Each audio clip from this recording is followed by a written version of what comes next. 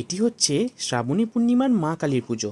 আমার একটি বন্ধুর বাড়িতে মা কালী ঠাকুরের পুজো হয়েছিল, সেখানে আমরা গেছিলাম প্রসাদ খেতে।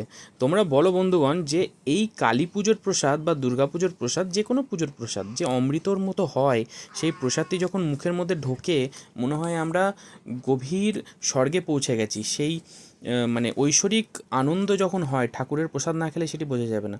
তো তোমাদের কার কার মায়ের ভোগ খেয়ে এরকম ঐশ্বরিক আনন্দ হয় অবশ্যই জানাবে। তো আমার তো প্রচণ্ড ভালো লাগে, আর মায়ের ভোগ খাওয়ার এই অপরচুনিটি আমি কোনোদিন মিস করি না। তো এখানে গিয়েছিলাম আমরা ঠাকুরের প্রসাদ খেতে। শর্মিলা, আমার মেয়ে এবং আমি চলে গেছিলাম মায়ের প্রসাদ খেতে।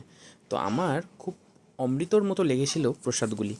প্রসাদগুলির মধ্যে অনেক রকম জিনিস ছিল, যেমন প্রথমে ছিল খিচুড়ি, তারপর ছিল অবশ্যই ফল প্রসাদ, যেটি প্রধান প্রসাদ সেটি ছিল। তো বন্ধুগণ, তোমাদের কার কার পুজোর নেমন্ত্রণ আসলে মনটা আনন্দে ভরে যায় অবশ্যই কমেন্ট বক্সে কমেন্ট করে জানাবে। আমার তো ভরে যায়, যে কোনো পুজোর নেমন্ত্রণ আসলে আমি খুশি হয়ে উৎফুল্লিত হয়ে উঠি। তো এই খিচুড়ি ভোগ দেওয়া হচ্ছে, খিচুড়িটা অমৃতর মতো খেতে হয়। আর তার সঙ্গে ছিল লাবড়া। খিচুড়ি আর লাবড়ার কম্বিনেশন একটা অসাধারণ কম্বিনেশন। তারপরে আলুর দম আর পুষ্পান্নের সাথে শেষ পাতে সেটি মুখটি আনন্দে ভরে উঠেছিল। সত্যি